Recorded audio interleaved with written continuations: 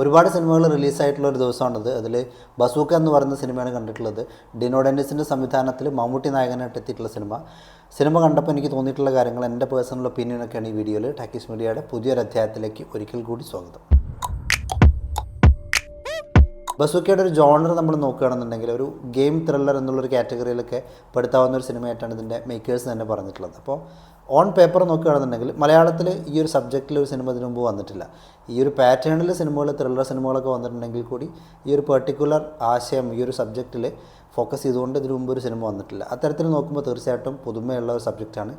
On paper ഇതിൻ്റെ ഒരു കഥ നമ്മൾ നോക്കുകയാണെന്നുണ്ടെങ്കിലും വളരെ ഇൻട്രസ്റ്റിംഗ് ആയിട്ടുള്ളൊരു കഥയാണ്. പക്ഷേ പ്രശ്നം എന്താണെന്ന് വെച്ച് കഴിഞ്ഞാൽ ഇതൊരു സ്ക്രിപ്റ്റായിട്ട് മാറിക്കഴിഞ്ഞപ്പോൾ തീർച്ചയായിട്ടും ഒരു കഥയെ നമ്മളൊരു തിരക്കഥയായിട്ട് മാറുമ്പോൾ അതിൻ്റെ പിന്നിൽ വലിയൊരു അധ്വാനം അല്ലെങ്കിൽ വലിയൊരു ഹോംവർക്ക് തീർച്ചയായിട്ടും നടത്തേണ്ടി വരും.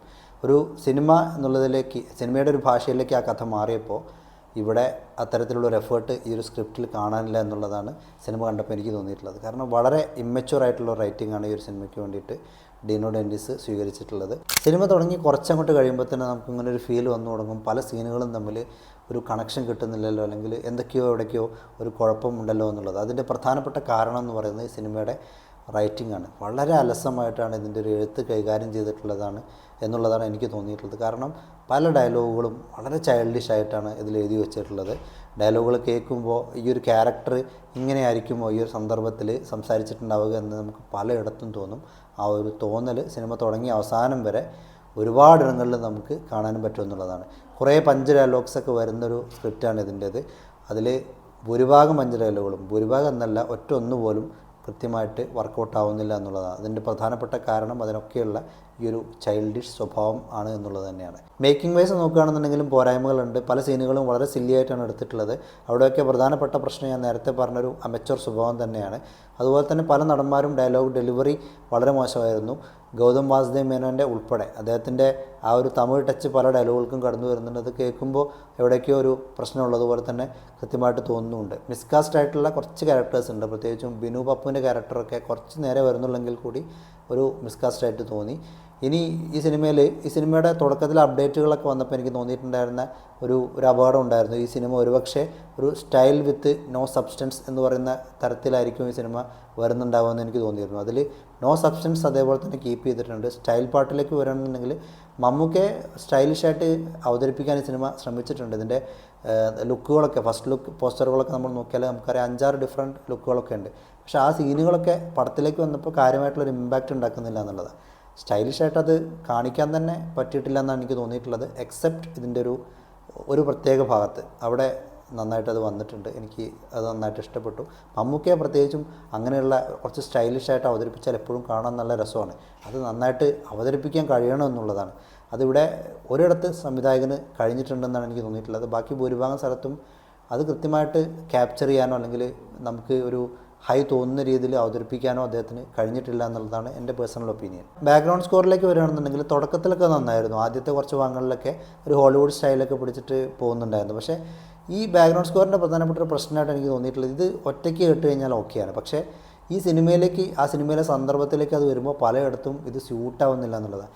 ഈ ഒരു ലൗഡ് സ്വഭാവം ആ ഒരു പല സീനുകൾക്കും വരുന്നില്ല എന്നുള്ളതാണ്. പ്രത്യേകിച്ചും ഇതിലൊരു അമ്പലത്തിൽ വെച്ചിട്ടുള്ളൊരു സീനൊക്കെ ഉണ്ട്. ഇതെന്ത് ഇങ്ങനൊരു സ്കോറൊക്കെ അവിടെ ചൂസ് ചെയ്തിരിക്കുന്നതെന്ന് നമുക്ക് തോന്നിപ്പോകും. അതായത് നേരത്തെ പറഞ്ഞ പോലെ ഇത് ഓൾറെഡി സെറ്റ് ചെയ്ത് വെച്ചിട്ട് ഇത് എവിടെയെങ്കിലും യൂസ് ചെയ്യണമല്ലോ എന്നുള്ള രീതിയിൽ ഉപയോഗിച്ച പോലെയാണ് ചില സീനുകളിലൊക്കെ തോന്നുന്നത്. ഈ അമ്പലത്തിലെ സീനിലും പ്രത്യേകിച്ച് അതുപോലെ തന്നെ ക്ലൈമാക്സിൽ വരുന്നൊരു ചെറിയൊരു ഫൈറ്റ് വരുന്നൊരു ഭാഗമുണ്ട്. അവിടെ എനിക്ക് ഇതേ ഒരു ഫീല് തോന്നി.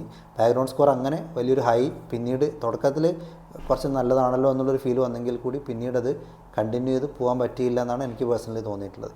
ഇനി ഈ സിനിമയുടെ നല്ല ഭാഗമായിട്ട് എനിക്ക് തോന്നിയിട്ടുള്ളത് ഇതിൻ്റെ ക്ലൈമാക്സ് പോർഷൻ, ക്ലൈമാക്സിലെ കുറച്ച് ഭാഗം, കുറച്ച് സമയം അത്യാവശ്യം എൻ്റർടൈൻ ചെയ്യുന്നുണ്ട്. എനിക്ക് മുഴുവനായിട്ട് ആ ഭാഗം ഇഷ്ടപ്പെട്ടു എന്ന് ഞാൻ പറയുന്നില്ല. എനിക്ക് അത് തുറന്ന് പറയുന്നതിലുള്ള കുറച്ച് പരിമിതികളുണ്ട്. അത് സ്പോയിലേഴ്സൊക്കെ അയക്കാം. പക്ഷേ എങ്കിൽ കൂടി ആ ഭാഗങ്ങൾ കുറച്ച് രസമുണ്ടായിരുന്നു. അതായത് നമ്മളെ എൻ്റർടൈൻ ചെയ്യുന്നുണ്ട്. ആ ഒരു അവസാനത്തെ മേ ബി ഒരു 15 മിനിറ്റിലെ അല്ലെങ്കിൽ ക്ലൈമാക്സിൽ വരുന്ന കുറച്ച് പോർഷൻസ് നമ്മളെ ഒന്ന് കുറച്ച് ഹൈ ക്രിയേറ്റ് ചെയ്യാനോ അല്ലെങ്കിൽ ഒന്ന് നമ്മളെ എൻ്റർടൈൻ ചെയ്യുന്നുണ്ട്. അത് ഇനിയിപ്പോൾ പോസിറ്റീവ് ആയാലും നെഗറ്റീവ് ആയാലും നമ്മളെ എൻ്റർടൈൻ ചെയ്യുന്നുണ്ട്. ഈ സിനിമയിൽ എനിക്ക് ആകെ കിട്ടിയിട്ടുള്ള, അല്ലെങ്കിൽ സിനിമ കാണുമ്പോൾ എന്തെങ്കിലും തരത്തിലൊരു ഫീലിംഗ് ഉണ്ടായിട്ടുള്ളത് ആ ക്ലൈമാക്സ് പോർഷനിൽ തന്നെയാണ്.